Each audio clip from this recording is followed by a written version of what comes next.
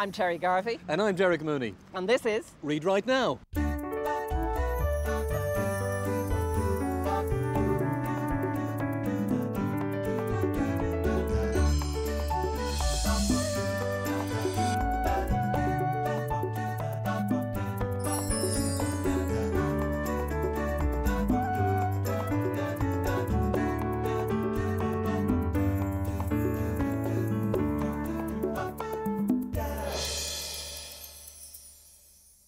We're in Dublin, just outside the offices of the 2003 Special Olympics World Summer Games. And in just a moment I'm going to pop inside to find out how preparations for the Games are coming along.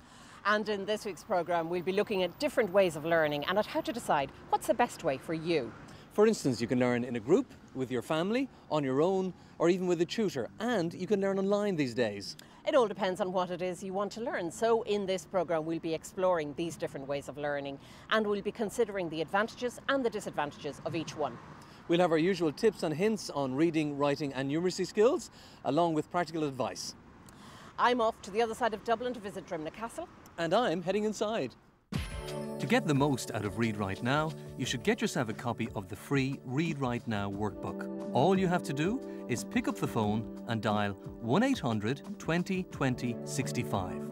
It's got worksheets and activities to practice, as well as lots more tips and advice. Here at Drimnagh Castle, when it came to the huge job of restoration some years ago, part of the work was undertaken by a group of people who came together under a FUS scheme. It's a great example of how people can learn in a group. The people in this group learned what was involved in restoring the old castle and learned from and with each other. Learning in a group offers a supportive environment where people can ask each other for help and advice.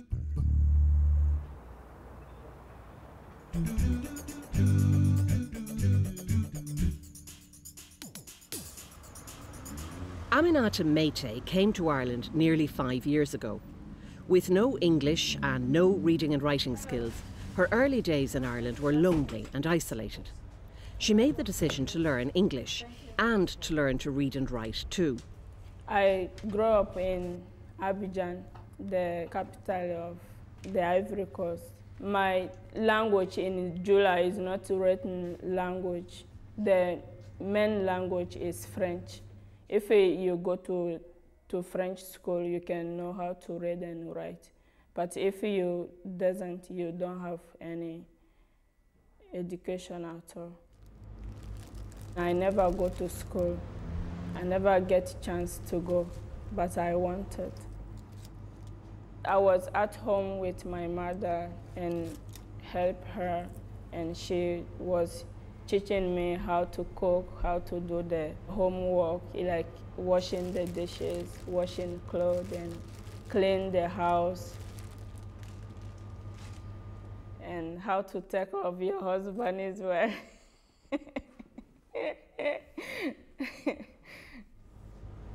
I came to Ireland in 1998. It was very difficult because the culture in the Ivory Coast in Ireland was very different, and the weather as well. When we first came, we had to fill a lot of form in the office, and when we go there, first give me the form to fill in, and even if to say fill in, I don't know what they are saying. If they say to spell my name, my husband has to write down and give to them. I couldn't spell it, yeah. The biggest thing was not to be able to talk to the people. If you want something, you can't say anything because you can't explain yourself. It was very difficult for me because I was like a child, you know. Thank you. Bye. See you later.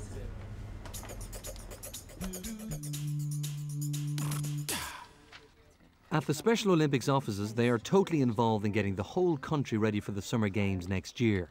It's a huge task, with lots to do, and it requires a great deal of hard work and communication between the people working here.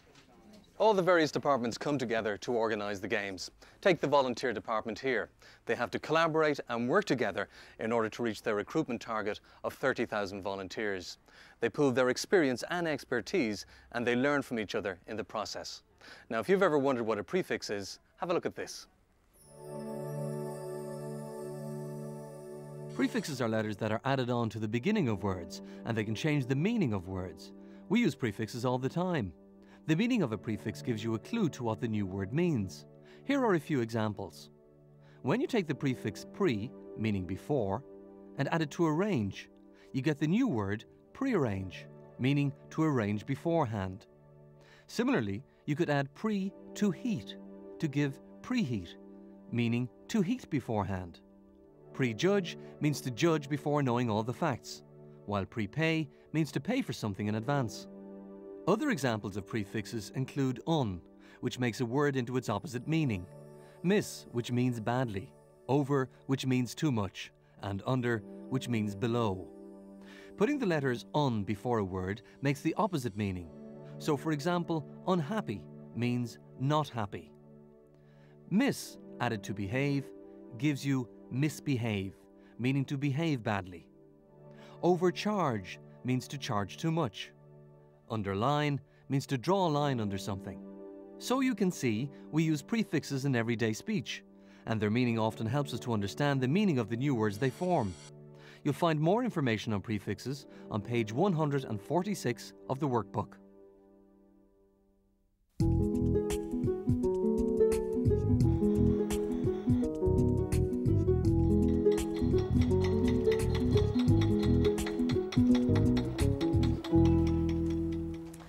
There are a lot of things you might want to learn in a group. If you want to learn salsa dancing, obviously the best way is with other people. Or you might want to learn car maintenance or martial arts. These are all activities where it makes sense to be around other people when you're learning. And there are obvious advantages to being around other people when you're learning something new. There's the camaraderie of taking part in a learning experience with others who share your interests. There's the opportunity to solve problems together and give each other feedback. And remember, you learn as much from the other members of the group as you do from the tutor.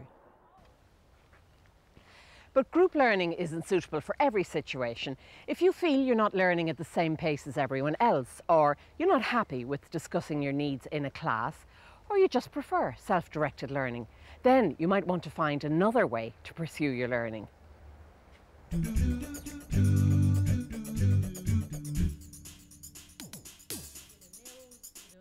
Aminata had always missed being able to read and write. When she came to Ireland, she was delighted to find that opportunities existed for adults to return to education. When I first arrived, I find out if you want, you can have opportunity to learn how to read and write. I eventually did find a class. The tutor was helping me with alphabet and how to spell my name after class. My husband was looking after the children while I was going to the class. He has to stop looking after them because he was doing the training course. I had to stop the class because there was nobody who could look after them. I found the Dublin Adult Learning Center, then provide me a crèche for the children. They teach me how to read and write and speak English as well. I did a lot of practicing talking before I started to read and write. It was difficult because you have to understand the word before you write down, or while you are reading, it's very difficult if you cannot understand the word. I am very delighted about my reading and writing now. I can fill in form, I can take the address on the phone. Ooh, I love it. I'm glad that you're delighted with them. Yeah. I can find the address by myself, and I can go anywhere by myself. Nobody, nobody go with me, only myself.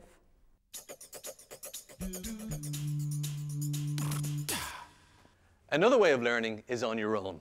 You might want to do some DIY around the house or work on your computer skills. Now, these are activities that you can easily take on board on your own. And there are definite advantages to learning this way. For one, you can learn at your own pace, taking on as much as you think you're capable of doing at any one time. And you can organize your studying timetable to suit all the other things that you have to take care of in your life. So what are the disadvantages of learning on your own? Well, for one thing, you don't receive feedback, and it can be hard to work out how you're getting on and what progress you're making. You do not have the chance to learn from others, and you don't share experiences. There is another way that you can learn that will allow you to interact with a person and get feedback. And this is by learning one-to-one with a tutor. You might want to do language lessons, or you may decide to attend a literacy scheme where you'll deal with a tutor who specifically caters for your needs and pace of progress.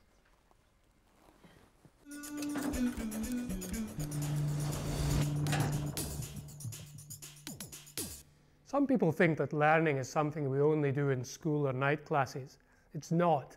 In fact, most of our learning happens outside these formal sessions, in what we do, the conversations we have, the television and radio that we like.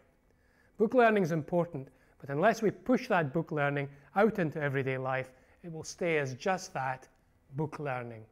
Don't think that just because you're in a shop or a pub you can't learn. You can both practice what you know already and learn all sorts of new things in a whole range of everyday situations. But to do whole life learning like this, you have to open your mind to all sorts of possibilities. Throw away the idea that learning is just something you do in the classroom or in books. To use these hundreds of learning opportunities that spring up every day, however, you have to change how you see yourself to an ongoing, lifelong learner. Once you realize that your brain is being shaped by everything you see, hear, feel, think, or do, then opening your mind in this way will really supercharge your learning. There are lots of ways to learn. By taking up a hobby, for instance, or learning a musical instrument. You might train in a skill like life-saving or sports coaching or first aid. Once you do find something that does catch your interest, this will take you into ways of learning that you've never dreamt of, situations that have got nothing to do with classrooms or books, but where your brain will be reshaped for the rest of your life.